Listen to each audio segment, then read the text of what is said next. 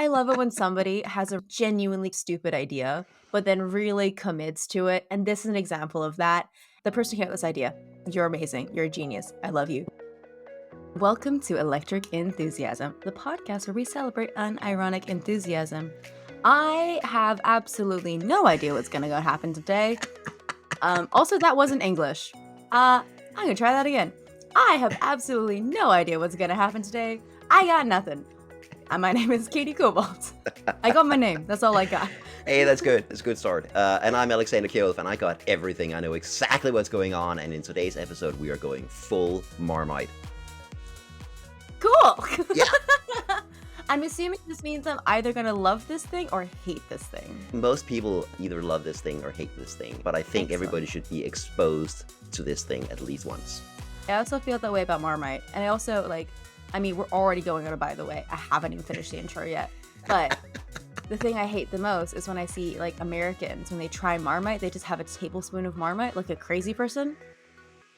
Don't eat it like that. Eat it Nope. on toast with butter and then a slice of cheese because that shit's delicious. Exactly. But anyway, despite the fact that I have feelings about how Marmite should be served, Alex, you know what's going on here. How is this podcast working? Because I'm clearly not sure anymore. Yeah.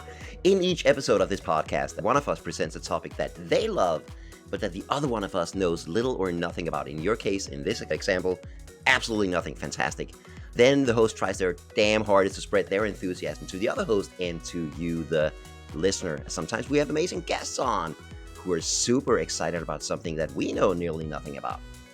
And then we have the moment of meta, where we nerd out about enthusiasm itself and talk about why it matters and how you can live a more enthusiastic life. Because we think the world needs more enthusiasm, and you should share yours with us on our website, electricenthusiasm.com, or on our Instagram, @electricenthusiasm. Tell us what you're excited about these days. You could even plain old send us an email at hello@electricenthusiasm.com. Yeah. Alrighty. I could, of course, tell everybody what today's topic is, but I think it would be way more fun to make you pronounce it. I'm going to start this off by saying, in our RRR episode, it was very clearly stated in the comments, I can't read. Secondly, also dyslexic. So this is always really fun for me. Okay, Yes. can I have at least the language that this is from? Yes, absolutely. Hopi Indian. Did that help? No. I don't know why I thought that would. Okay. I'm gonna go old school, what my English teacher said when I was in year 3. Sound it out. Yeah. Koyaanisqatsi? Yeah. That was pretty good. Try it, one word. No. Koyaanisqatsi. That was perfect. Koyaanisqatsi. Are you secretly Hopi Native American? Not that I know of, but when I did the 23andMe, I got a ding for Native American, but I think that's Hey. more because of the test didn't go well. There's no reason I have any Native American in me. Right. Anyway, it is Koyaanisqatsi, so that was nearly perfect. Booyah! Thank you, Mrs. Gregory from year 3 English. All right, Alex. So we like to start with the facts first here on the podcast. So Yes. what exactly should a person know about this thing that I'm too scared to say again? Koyaanisqatsi is a movie. Oh, okay. Yeah, it's from 1982. It was produced and directed by Godfrey Reggio. It has music by Philip Glass and Oh. cinematography by Ron Fricke. I recognized one of those 3 humans. Philip Glass? You know Philip Yep, Glass? I know Philip Glass. From what? I don't know. I just know his name. I know he's Okay, a person I know. And he features hugely in this movie. This movie is very unusual because it has no plot, no characters, no actors, no dialogue, no narration, no stunts, no CGI, no special effects, and no sound. Only music. Are you sure it's a film? You just didn't have a weird dream one night or something? It is very, very unusual. Hence the Marmite, right? We talked about this previously. Yeah. How I like to present music and topics that are, people love them or hate them, like people love or hate Marmite. And this Yeah. is definitely one of those movies.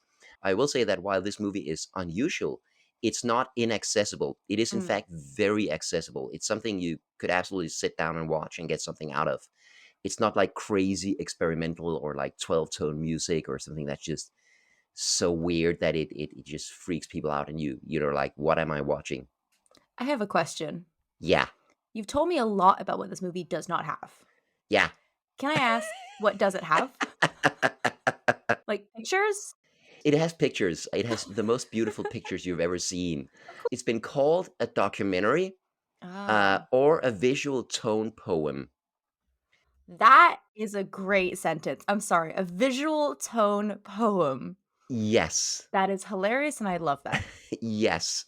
So what it does have is these beautiful, beautiful images of nature juxtaposed with beautiful, beautiful images of civilization, humans, technology.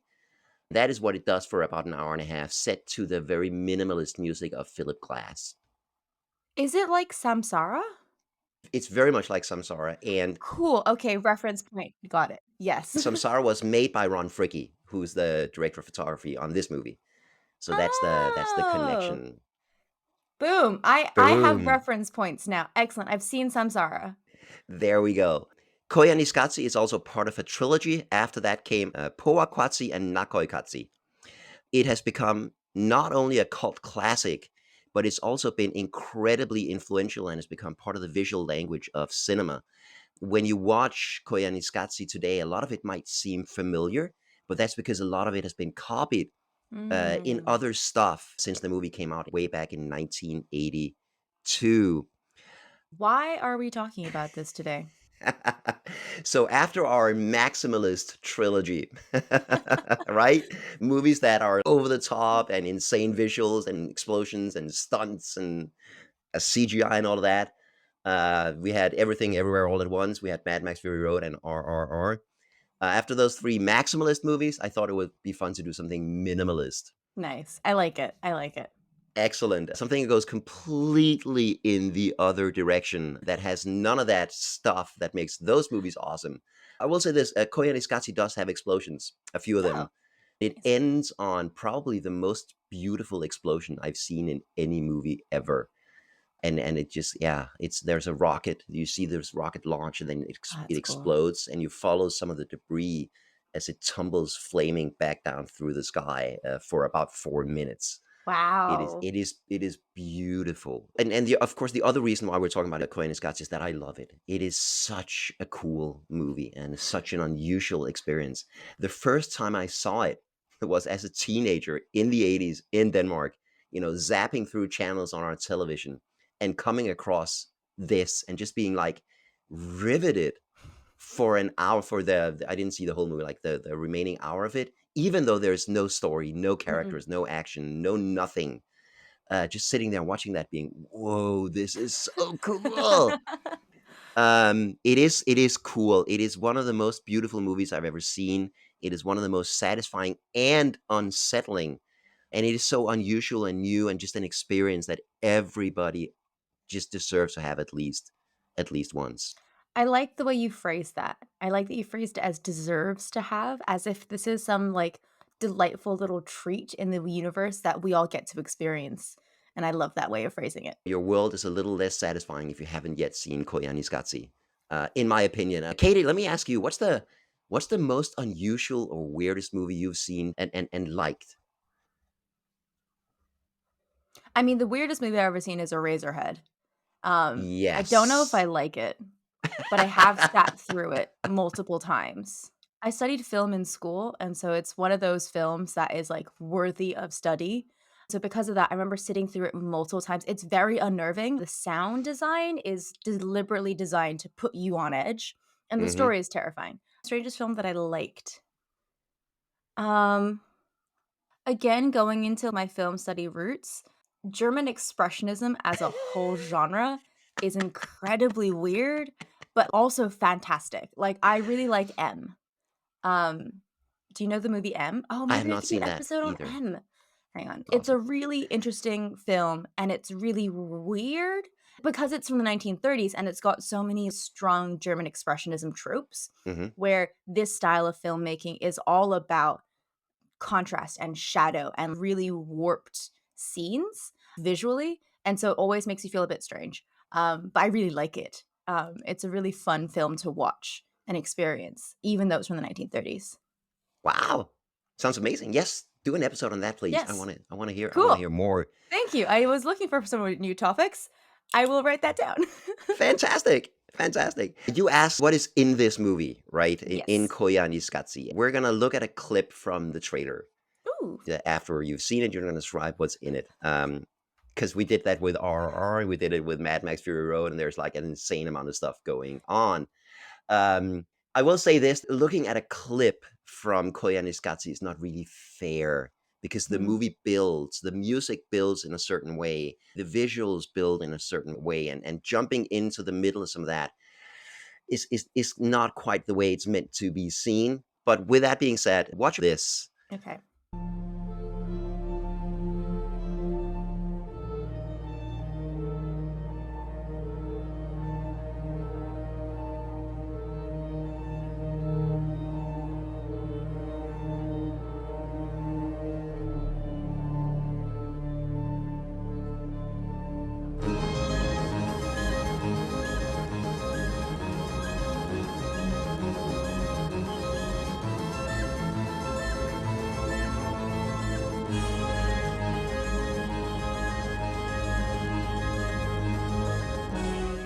This music is really weird. Okay, cool.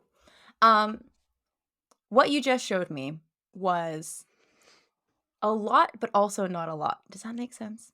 It kind of does. I would say that the shots that I saw, a lot of them were sweeping shots. The camera is moving through the scene. We start off with nature, and the music is very gentle, and then it transitions very jarringly into the city and into humans. So it goes from nature, where the thing that I noticed about the film, which I really liked, was the contrast between stillness and movement. So the framing always includes something that's still, but there's something moving through the scene, either shadows or clouds or water. And that contrast between the world of the things that do not move and the things that are calm and in place versus the rushing water or the winds of the clouds. Very cool. Then, as it cuts into the human world, everything goes into hyperdrive. The music really abruptly changes in a way that was genuinely quite jarring. And that's when we see like these super fast shots of people walking through the scene. But I'd still argue we still have this contrast between what is still and what is moving because the world around the humans is not moving.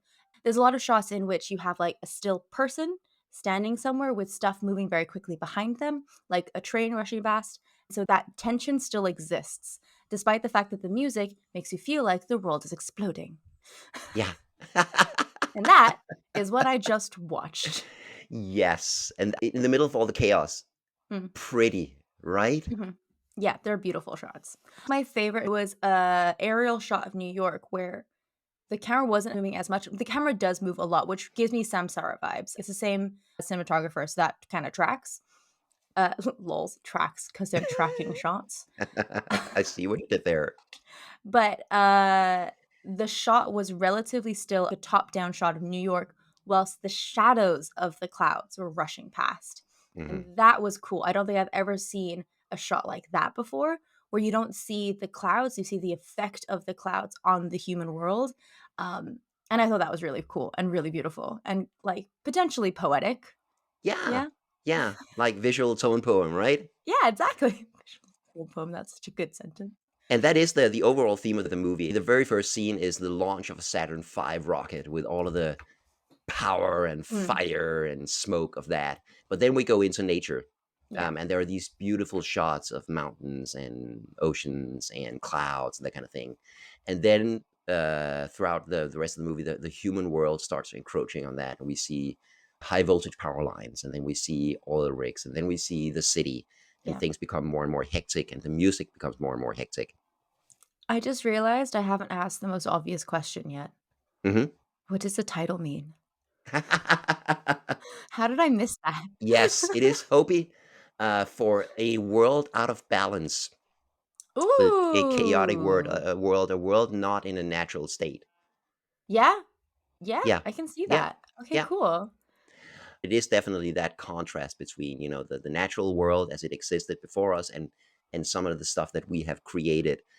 Some people did not like that. They would have preferred maybe a more directly environmental message. Why is there beauty in in the city and in the highways and in the oil rigs. Here's what the reviewer Roger Ebert said. I had another problem. All the images in this movie are beautiful, even the images of man despoiling the environment. The first shot of smokestacks is no doubt supposed to make us recoil in horror, but actually, I thought they looked rather noble. The shots of expressways are also two edged. Given the clue in the title, we can consider them as an example of life out of control. And here's the catch: we can marvel at the fast action photography and reflect about all those people moving so quickly to their thousands of individual destinations. What a piece of work is man, and what expressways he builds. I can totally see this argument, right? It's that tension of like, I'm supposed to think this is bad, but also this is very impressive. Yeah, I can see yeah, that. yes. That beauty is everywhere in the movie. I gotta show you this clip because it's amazing. Where is this? It is clearly so hot. I'm assuming this is all based in America? Yeah, this is Okay. Los Angeles airport. Mhm. Oh, wow, it is very slow.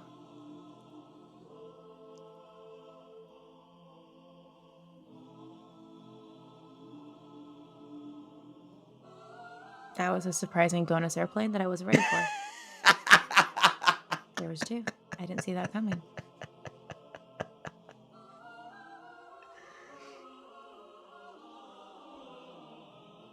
Okay, so what I witnessed was a very heat distorted shot of two airplanes, both of them coming towards camera quite slowly, but you can barely make out the details because of the heat wave distortion.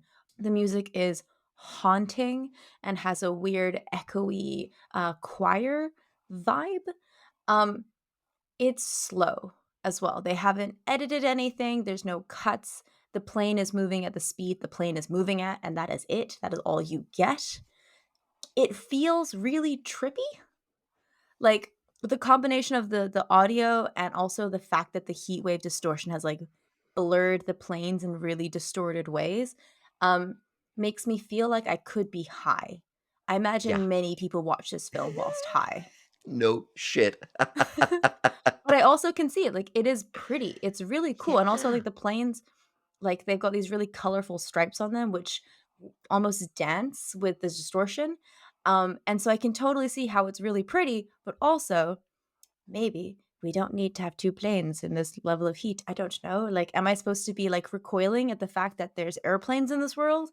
But also, like, I like being able to see my friends in other countries, so yeah, yeah, it's hard, it's exactly. weird. Mhm. Exactly. And that's why the message is not as simple as, nature good, humans bad.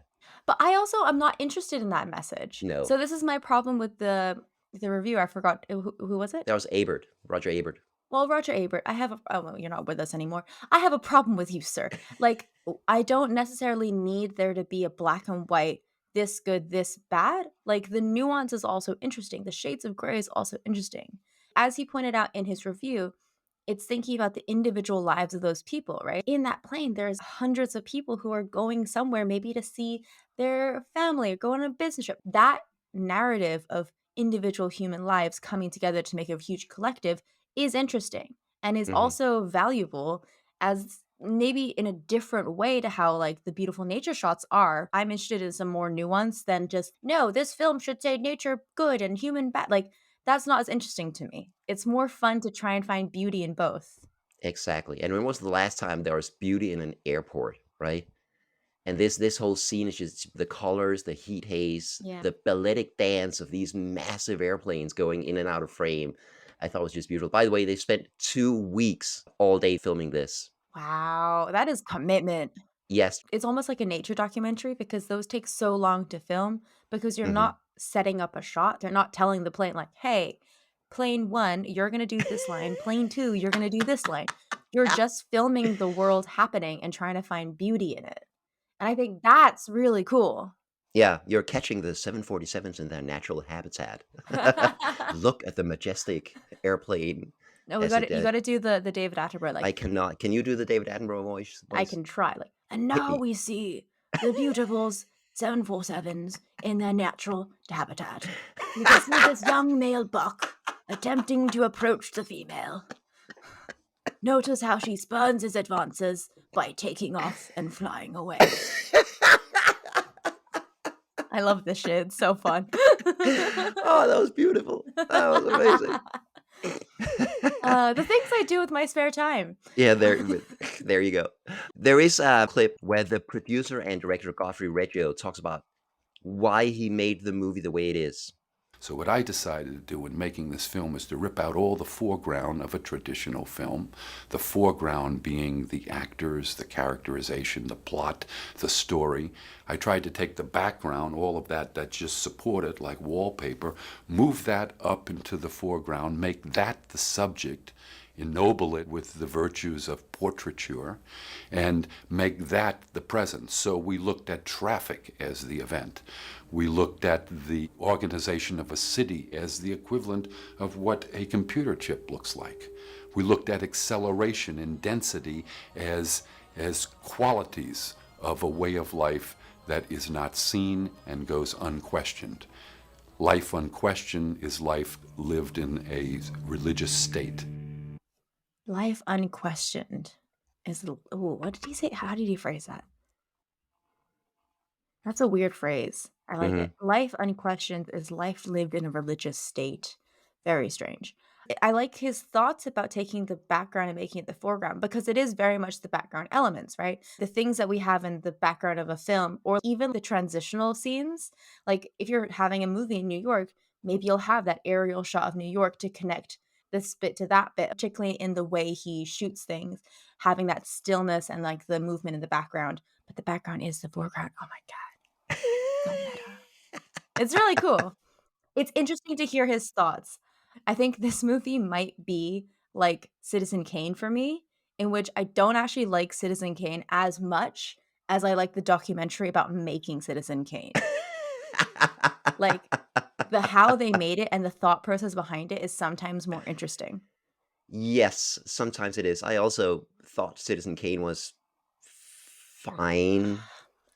We can do an episode about Citizen Kane later Yeah, because, like, yeah, Citizen Kane is definitely a movie to the modern eye that is just like, yeah, whatever. yeah, But it's because it was the first modern movie. yeah. So we've seen it all 1,000 times, but at the time, everyone was like, "Wait, whoa, what?" Um, Man, we're doing a lot of cinema history this episode. Yeah, We're, we like, are. really getting into, like, my roots. This is fabulous. I love it. I love it. Give me more weird art house cinema. Let's go. Yes, exactly. So I think the two things that make this movie work for me, the reason why I like it, is one, it's so beautiful, and the second thing is the music. Yeah. The music by Philip Glass. I actually got to watch Koyaanisqatsi and the second one, Koyaanisqatsi, once with Philip Glass's ensemble playing the music live. That's cool. It was amazing. It was such a cool experience. The music and the visuals work so well together. Here's what they did. He made the visuals, he made the movie. And then Philip Glass looked at it and he identified like 12 sections and Mm, composed music for each of those 12 sections okay. so it would fit really well. And then Yeah. Godfrey Reggio listened to the music and was like, okay, now I got to recut the movie so it fits the music better. Oh, cool. Interesting. Yeah. The way he describes it was that instead of fitting the structure of the music, it would fit the emotional content of the music, the Mhm. ambiance of the music. They went back and forth like that several times. By the way, they had a really, really good collaboration. There's a very brief clip where Godfrey Reggio says something really interesting about Philip Glass. Philip's ability to, his quickness of mind, his interest, his ability to be enthusiastic, his capacity to produce was overwhelming. He's disciplined to the point of being totally inspiring. I mean, it was the perfect person. He was on for the ride. His ability to be enthusiastic. I wanna hear more.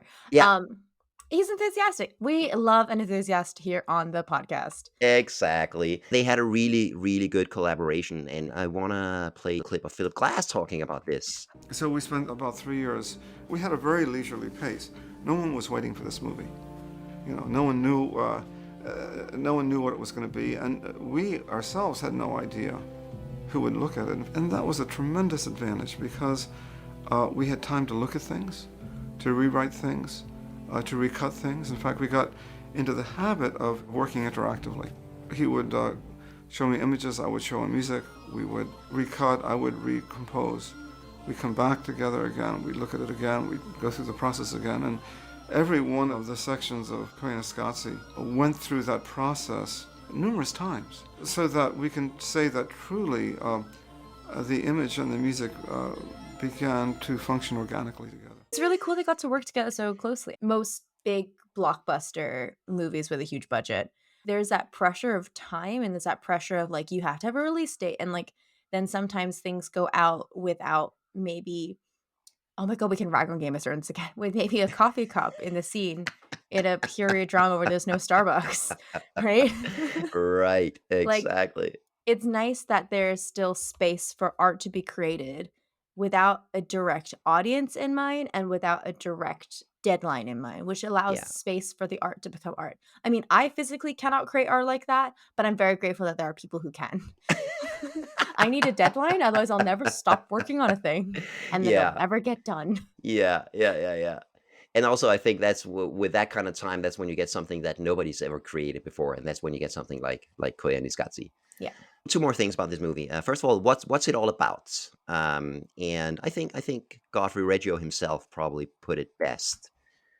So for some people it's environmental film, for some people it's an ode to technology, for some people it's a piece of shit, for other people it moves them deeply.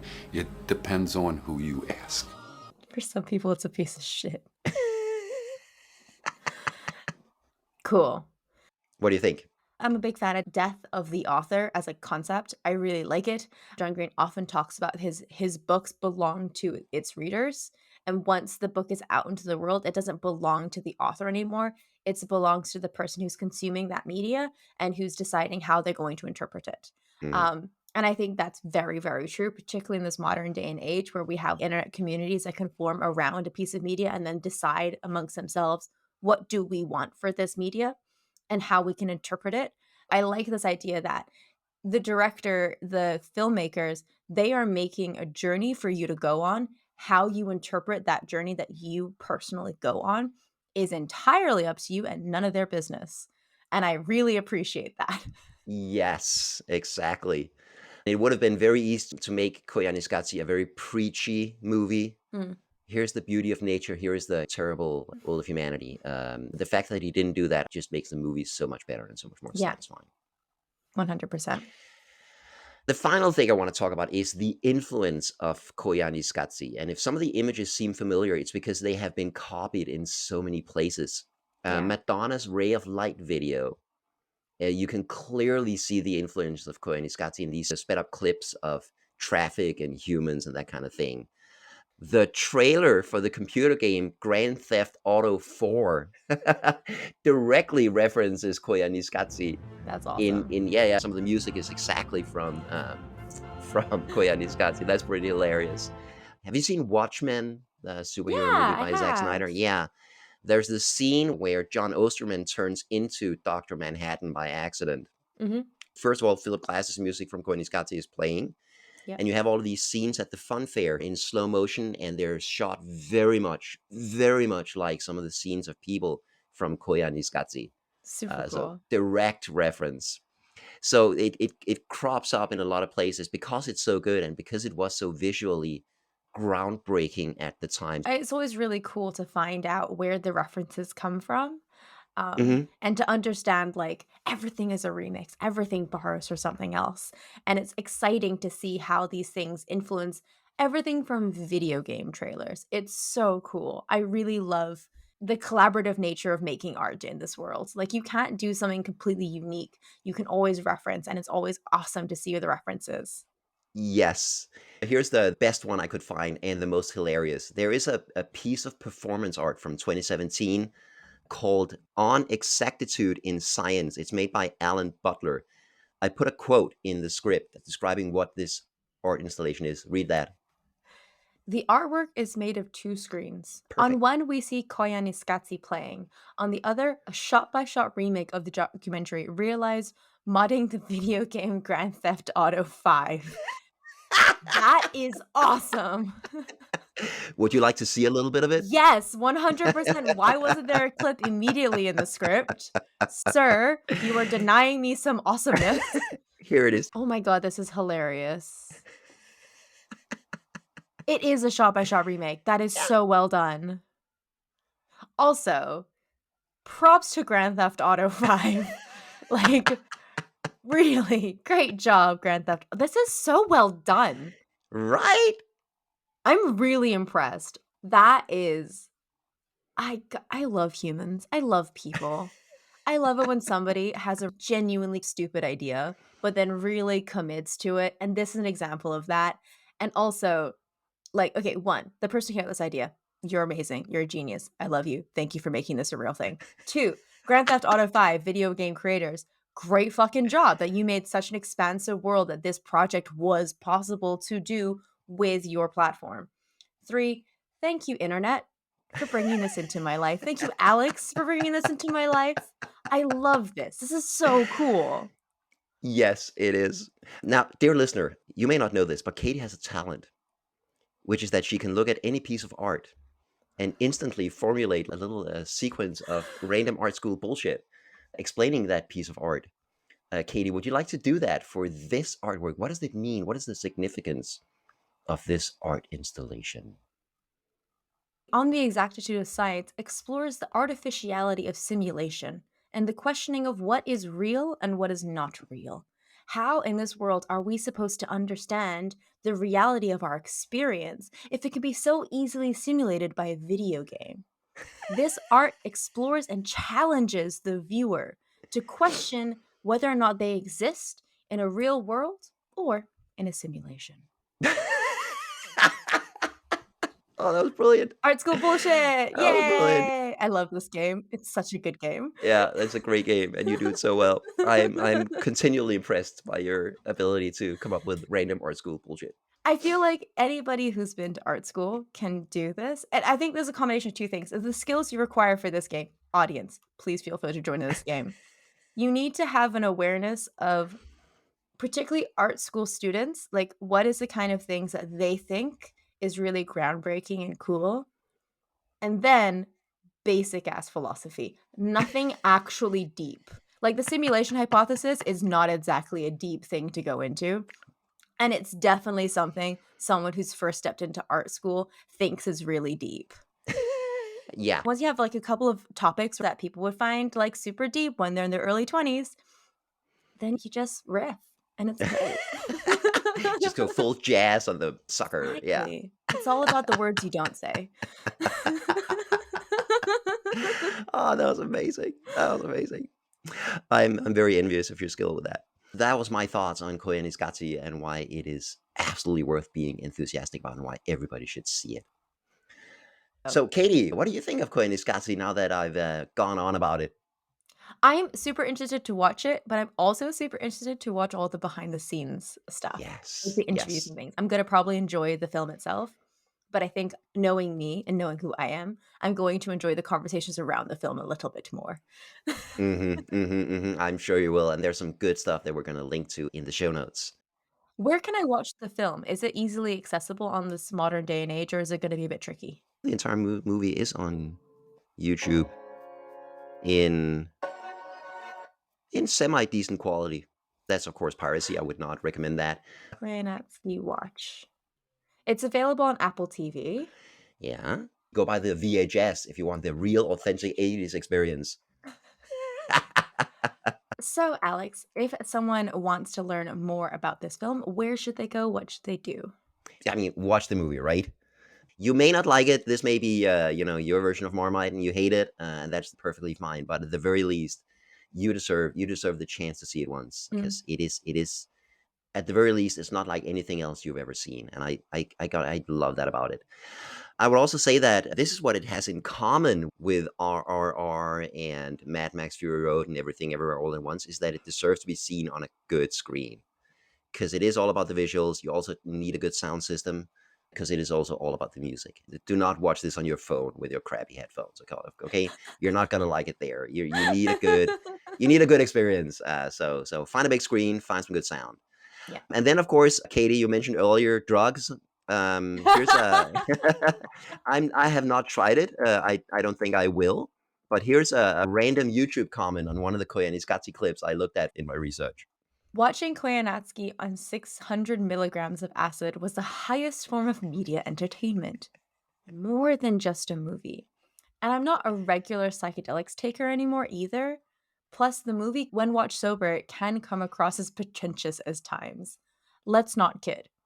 But the overall experience is nothing I thought possible through a movie alone. Definitely recommend. It was definitely a thing in the 80s for people to get high and watch Oh, yeah. Koyaanisqatsi, and I can definitely see how that might actually enhance the experience. I'm not gonna do it. I get plenty out of it as it is. But if that's your thing, I'm not gonna yuck your yum. Go right ahead. I wanted to do a quick, by the way. Have you heard of the song 433?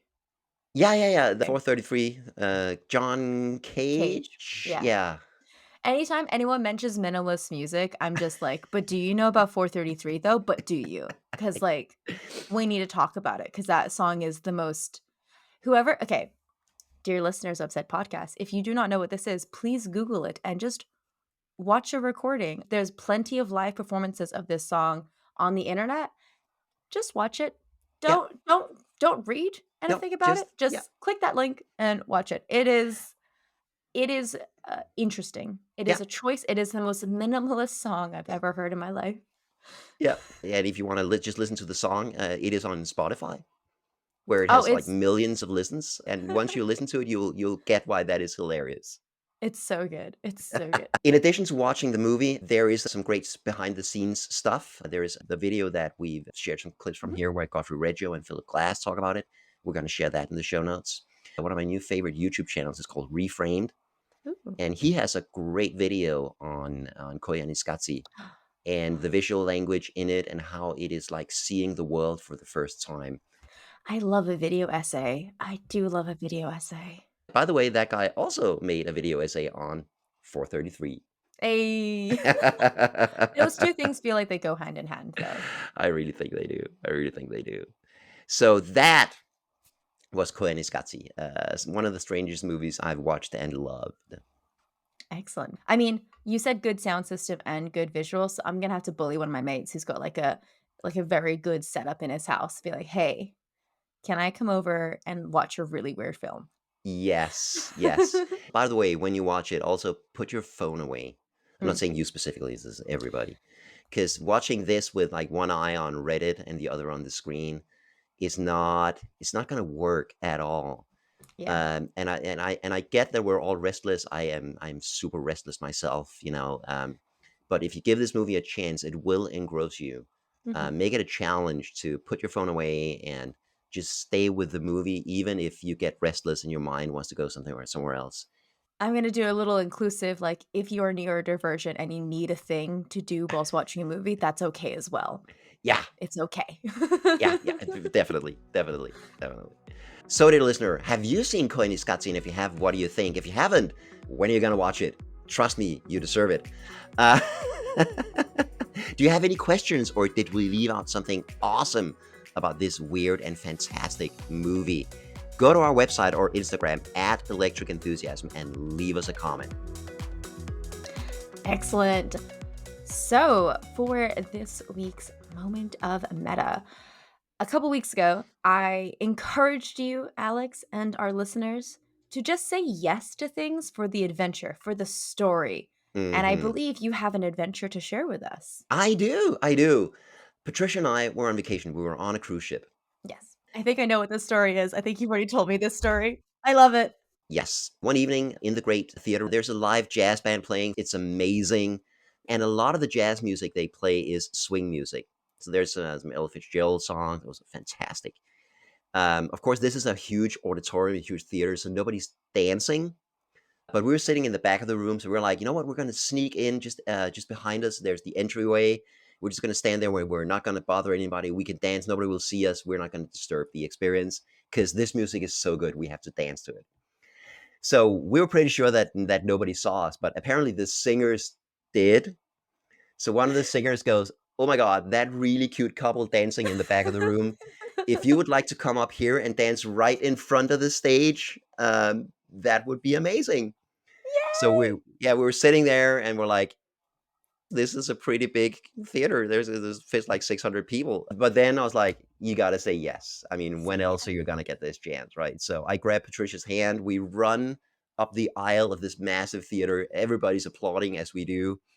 And then we dance a few songs, not on the stage, but right in front of the stage where everybody saw us. Had a fantastic time. The music was so good. So that was fantastic. It was such a good experience. And for the rest of the cruise, we were celebrities on the entire cruise ship. So many people stopped us to tell us how much they enjoyed our dancing. We ran into one of the singers, and he said how much they loved it. Yeah, and for the rest of the cruise, we were just known as the dancers. I mean, you Uh, are I the mean, yeah, dancers. and now everybody knew. The next evening, we were in there was a smaller venue, and the jazz band was playing again. And then the band leader comes over, and he's like, "I was hoping you guys were here. I prepared this song in case you were." And it was "Sing, Sing, Sing." Oh wow. Did you guys dance to that? Because that is a beast of a song. It is. It's fast and it is long, and they It played is like so the long. full version, and it was amazing. Yeah. But we kind of had to, right? I mean, he prepared it just for us, not something they normally play. So it was such an amazing experience, and all of that just came out of saying yes to that invitation of come dance. When we go to swing dance parties, we don't go into jam circles. We don't stand in front of the crowd and dance. We don't go to competitions or dance in front of other people. So it was a very new thing for us, and a little bit challenging, but so much fun. And Yes. yeah, Yes. yeah. So saying yes leads to amazing experiences. In this case, it definitely did. We had a fantastic time. I mean, I'm inherently so biased towards this story because I think, one, you and Patricia are an extraordinarily cute couple. Like, that is Yes, an we are. accurate description of you We are guys. fucking adorable. You are, and it's great, and I love it. Goals. But also, like, there is something really magical about dancing to live music because oftentimes jazz bands, they don't have people dancing to their music. It's so Yeah. fun to have that interaction between the musicians and the dancers and for them to see the sounds that they are creating take shape in the form of dance. Yeah. And it's so fun. And it's so cool when you have that moment where the band are like, "Oh my God, you're doing the thing." And you're like, "Oh my God, you're playing the thing that I can do the thing to." And it's so fun. And I'm so, so, so happy for you guys. And I'm so excited that you got to do that. And now maybe you'll go into jam circles and do competitions. We'll have to see about that. Okay. We actually have a little clip of us Oh my God, dancing. yes. I want to see. I want to see. I want Um, to see. I want to see. Wow, that is not a small theater. nope. Oh, there you are. Yay! Yes, let go! Yes! No, you were not kidding. That is a huge theater. It's like Exactly. it's like the stalls and then the dress circle. Yep. I have theater words. That is a huge venue. Uh-huh. Uh-huh. Uh-huh. Go you. Also, there's totally space on stage. You could have been on the stage. Yes. Yes. Great job. Oh my God. And you had fun. That was so much fun. That was Yes. amazing. Yeah. And also makes for a truly excellent story, if I may say so. Yes. Yes. I think so. I think so too. Do it. Why not? Yeah. Oh, I can share. I can share. I have also a say yes to adventure. Oh, what is it? Also dance related, but everything in my life is dance related. So I've been going to street dance hip hop classes here in Portsmouth for a little bit. And recently I went to my first street dance social, which is like a very different experience to a Lindy Hop social. It was so interesting. It was like a lot more focused on performative. There was a cipher, which is kind of like a jam circle the entire time. Like people were grooving around the edges, but it was often one person dancing at a time. So it was quite an intense environment. Ah. And I got to witness a 2v2 battle. So two dancers against each other, one go in at a time, but then they can play off each other. There's a really cool moment where my instructor and his partner in the battle had like, one of them was standing in front of the other, and they were like playing with shape together. It was super cool. They were against some breakers who did some really epic breakdancing, and one of them had this really cool style where literally he was falling over the whole time. And I was just like, oh my God, this is so cool. It was really exciting to watch. And after the battle, Connor, my instructor, came over to me and he's like, hey, sister, next time we're going to get you in one of those. And I automatically just said, hell yeah, just let me know when. Yes. Assuming that it would be at the next social I attend in 2 to 3 weeks. Little did I know that somebody in that room was like, hey, I would totally be up for doing a battle. And so because one person said that, they were like, all right, let's do another battle. Who's up for battling? Oh yeah, Katie said she'd be up for battling. So I've been doing hip hop for a little bit. I'm not very like good at it yet. I'm very enthusiastic about it though. And I'm not a bad dancer in general. Like I have my Lindy Hop, my jazz background I can fall on, which I totally did. Because my feet can move faster than their feet can because I've got Lindy Hop in me. So I ended up doing a 2v2 battle against this guy who volunteered for do another battle. And this gentleman called Adam, who is, I would say, in his late 50s, but has been doing popping and breaking since it came to the UK. Wow. He was so he handed our asses to us essentially. It was so impressive. Like this older guy came in and like gave zero fucks. He wasn't there for praise. He just wanted to throw down some sick moves, and it was so cool. And so that is the story of how by me automatically just being like, yeah, totally, I'll do that next time. In 15 minutes was in a battle. You will do it this time. Yes, I will. Oh, that's amazing. That's amazing. By the way, my favorite thing about hip hop competitions is that they show appreciation by throwing their shoes on stage. Yeah, that's definitely a thing. We did not have any shoe throwing this time. Okay. Thank goodness. It was a small venue. We would have definitely hit the dancer. Yeah, exactly. But I think it's just, this is so good. I gotta toss a sneaker on there. Do you know what the meaning of it is? No?